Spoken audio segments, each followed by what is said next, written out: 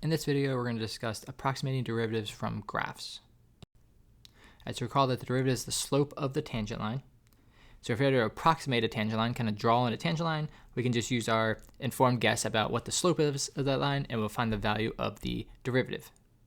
All right, so in this one, we're going to estimate f prime of 3. So first we need the point that we care about on our original graph. So 3 is here, that's this point. All right, what's the tangent line going to look like? Again, you can kind of draw some secant lines that are close, and you can see my secant line, if I connect 2 points that are close, is kind of going in that general direction. So my tangent line is going to go pretty much in the same direction. And now that I have a tangent line drawn, the derivative is the slope of this tangent line. So I just got to figure out what the slope of this line is. It looks like I'm going from here to about there. That's down 3 over 2. That's negative 3 halves.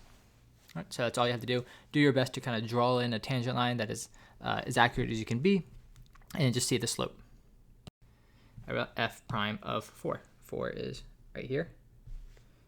Again, I might start off by using secant line of things that are close, and if I use these secant lines that are things that are close, you can see I'm getting these flat lines. So my tangent line actually looks like that. And what's the slope of a flat line? I have no rise, so I get 0 on the top of that fraction, and 0 is my slope. Right. And here this makes sense because I'm going from kind of downward to the left, turning and going upright. We're going down, turning, and going up. I kind of have this flat spot in the middle. F prime of 6. 6 is here. Again, start with like a secant line that's close to it, and I can see kind of the general direction it's going. All right, so my tangent line is going to look something like that. Again, it should kind of just breeze the side of your graph, and that's going to be your secant line. And what's the slope of this line? Let's see, it starts here and ends about there, so that's up 3 over 1. That slope is about 3. Again, they're not going to be exact right now. You might get a decimal. One person might say 3, one person might get 4, because we're just approximating it and trying to draw in these tangent lines by ourselves. All right, next example, slightly different graph, but not much is going to change. We want to find the derivative at negative 5. At any point, you can pause the video and try it on your own, just see if you're kind of understanding.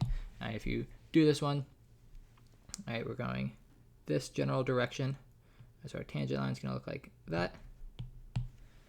And what is that slope going to be? We're going to go from here. To me, it looks like you're going up 3 over 2 to get to that point. Again, it's not going to be exact, but we're close enough to say this is up 3 over 2. So 3 halves is a pretty good guesstimate for the slope of that tangent line. All right, next one, f of negative 1. All right, negative 1 is at the top there. Okay, this is a good time to pause the video and think about, this is related to another problem we did. All right, what do you think the slope of this line is going to be? And just like we said before, if you kind of had a valley, you kind of go down, and you kind of flatten for a bit, and then go back up. We had a flat tangent. Here we're doing the same thing, but in the reverse order. We're going up, kind of flatten, and then go back down. So we're right at the top of this hill. We're going to have a flat tangent line, and a flat tangent line has slope 0. That's just kind of one extra thing I'm throwing at you in this video, is that when you have these peaks and valleys, at the very tip of them, you're going to have 0 for your slope of your tangent line. And here, what we're doing is graph f prime of x. So remember, f prime of x is the entire function. We could do this by finding each individual slope. We're going to do it in a little bit more of a way that doesn't require so much work, but just kind of using some reasoning. So we know from what we just said, at the peaks of the valleys and those the peaks of the mountains and the valleys, that our slope is going to be 0. So when I'm graphing my derivative function, which I'm going to do in yellow, that value should be 0. So when I plug negative 1 into my derivative, I should get 0. Same thing at negative 7. And let's just use some other points to kind of help us figure out what's going to happen. If I were to figure out the slope at, say, negative 10, that's going downward. All right, so that's going to be a negative slope. And in this case, it looks like it's like negative 2 or something. So my derivative should be at negative 10, should be like negative 2. What about in the middle of these points, maybe at like negative 4?